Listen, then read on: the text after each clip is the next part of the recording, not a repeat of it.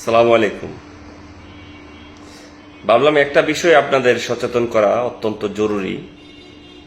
বিষয়টি হলো ঢাকা এবং আশপাশ এলাকায় মাইক্রো এবং হায়েস গাড়ি ব্যবহার করে ডিবি এবং র্যাব পরিচয়ে অসংখ্য অপরাধ সংগঠন হয়। এই চক্রটি সাধারণত যে গাড়িগুলো তারা ব্যবহার করে তাদের পার্সোনাল কোনো গাড়ি না।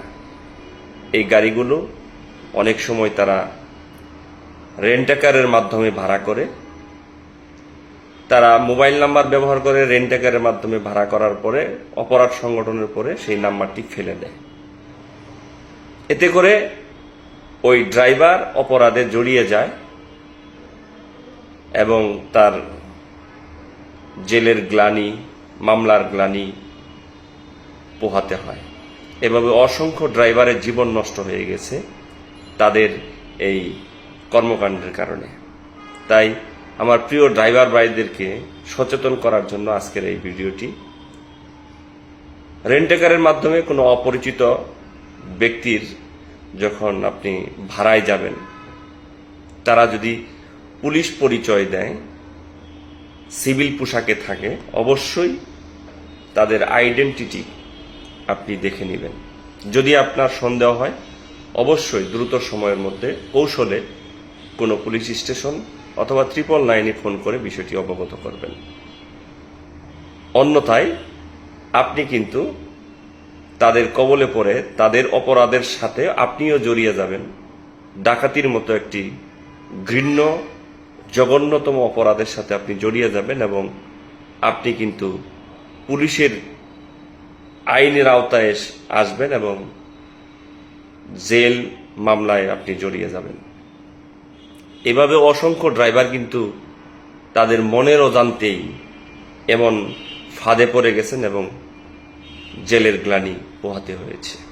তেমনি একটি ঘটনা গত 27শে মে ওয়ারী থানায় একটি স্বর্ণ ডাকাতির ঘটনা ঘটে।